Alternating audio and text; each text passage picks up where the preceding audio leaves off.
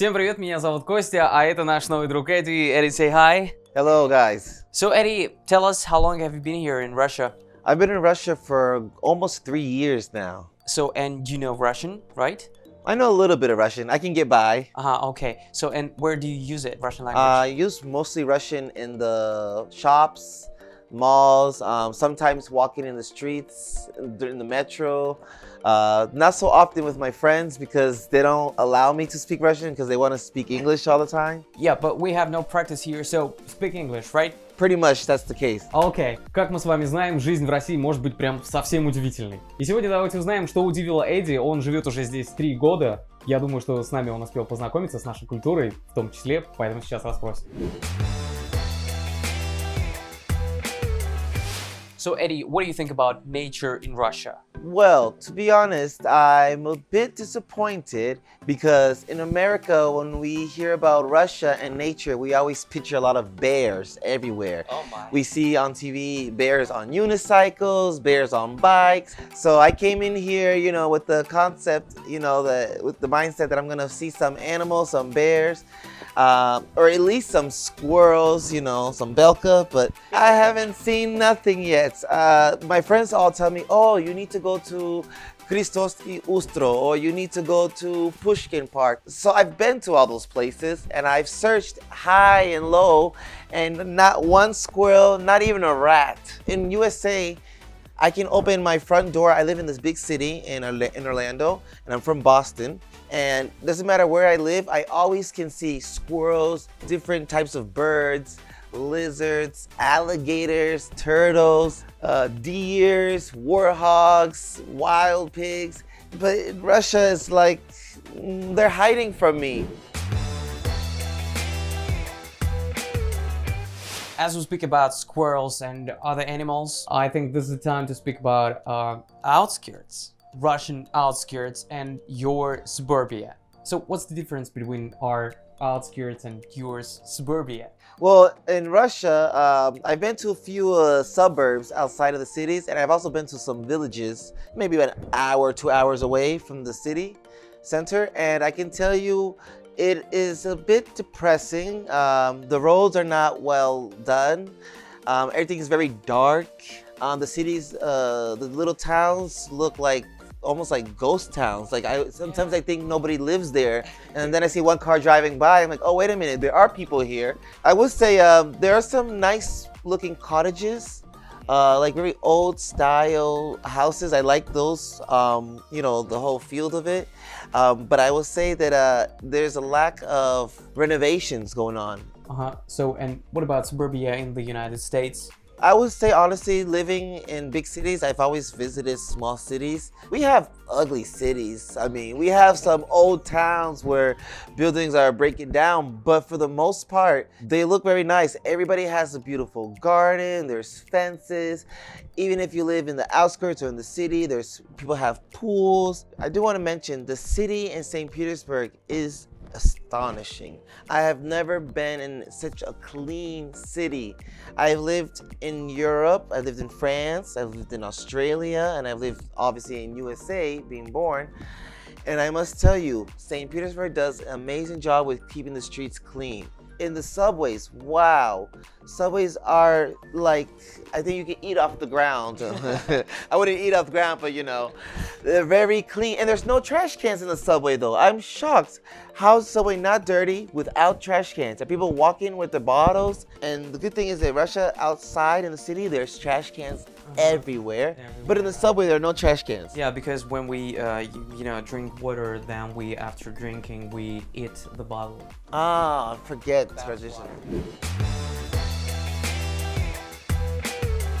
Right, so let's talk about lack of English-speaking people. Because I heard that in Russia, people don't speak well in English. Coming to Russia, I was expecting living in St. Petersburg, the majority of people here will speak English because it's a major tourism spot. But unfortunately, not many people speak English. Even going to fast food joints like KFC or McDonald's, I've had trouble getting my orders. I tried to order in Russian and then I tried to order in English and they're like, I don't speak English, and then they try to get the manager, and the manager doesn't even speak English neither. So the manager acts like they speak English in front of their employees, like, oh, yeah, я говорю английский. Oh, how can I help you? And then I'm like, can I get some French fries? And blah, blah. I'm like, still fries? They always tell me, oh, you want potatoes? I say, I want potatoes, but make sure they're peeled and cut into French fries. So Eddie, tell me, how do you find people in Russia? Besides being a bit cold, I have realized people are quite humble here.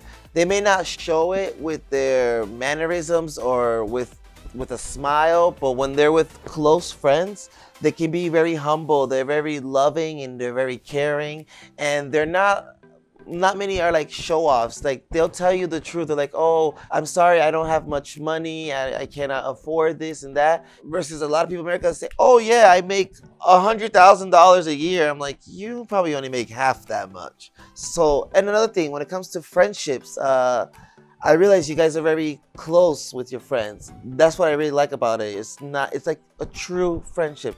It's not just somebody you go out with. You stay true to your friends here, and I really appreciate that of Russians. Okay, the very beautiful topic we're gonna discuss now, it's about flower shops. Because yes. it's, you think it's everywhere, right? Yes.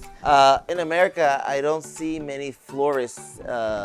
These flower shops are pretty much non-existent. With the whole monopoly of companies, now it's just like one big company sells everything, including flowers.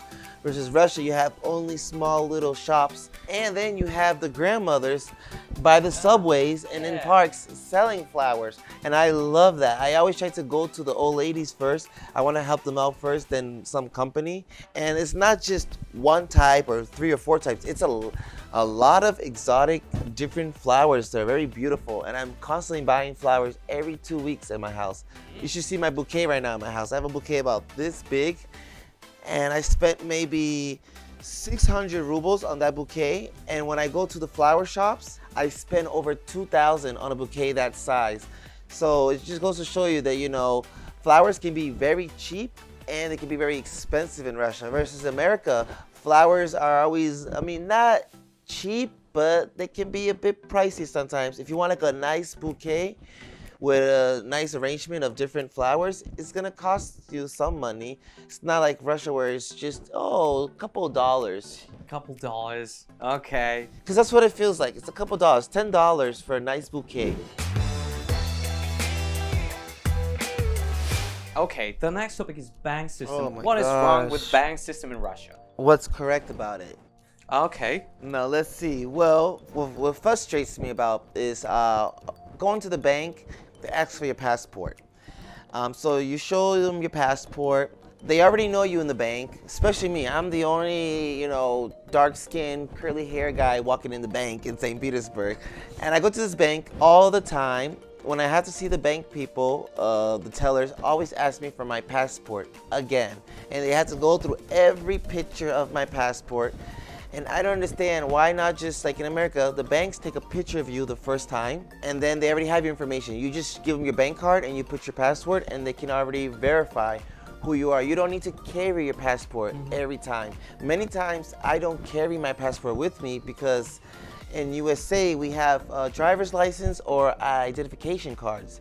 Passport is something very important, something you shouldn't always carry with you. You keep that away and only take it for travels. And another thing is the ATM machines. Not every ATM machine allows you to do all functions.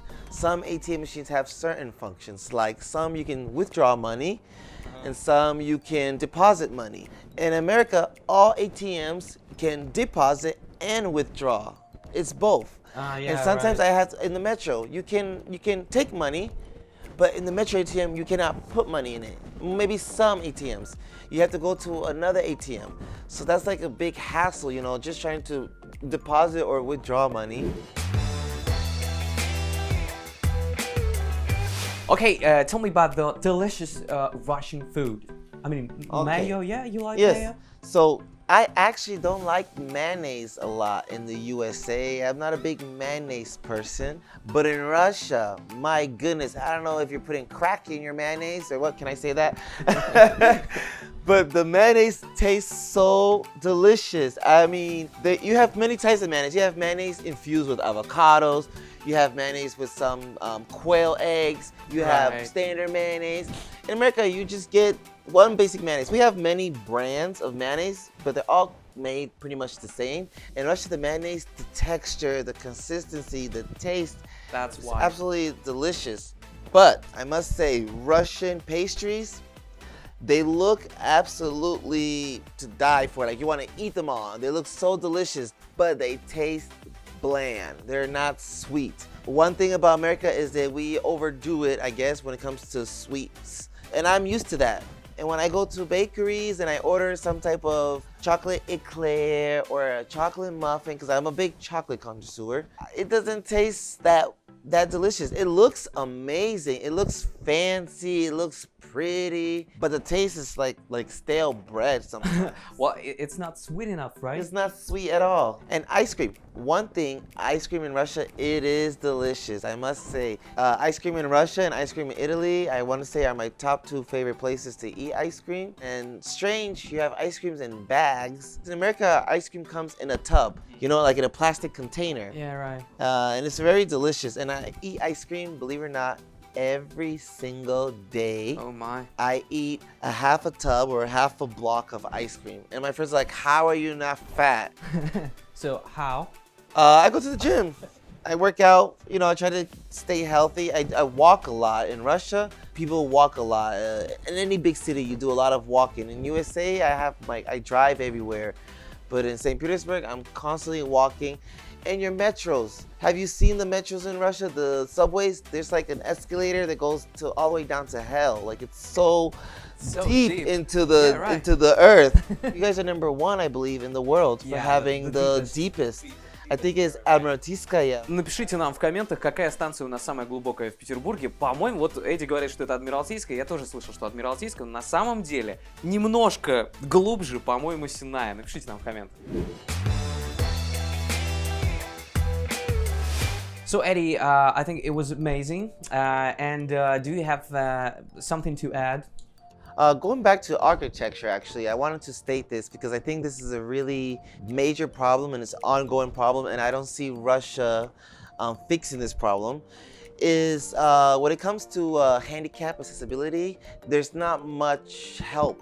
Most buildings in Russia, according to Russian law, if the building is 4 stories high, is not required to have an elevator.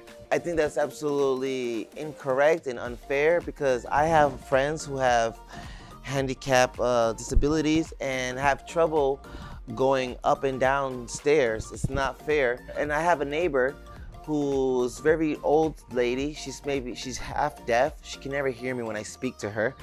She takes literally 20-something minutes to go to her apartment from up and down the stairs. I noticed that one day when I left my house, I went downstairs and she was coming in the building. I went downstairs, I threw out the trash. I went to Petorichka, which is one of the neighborhood supermarkets.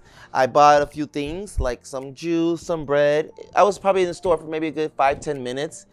Walked back to my house, and when I came back up my house, she was on the 3rd flight of stairs. And I was like, oh my gosh, there's nobody to help her. There's no elevator.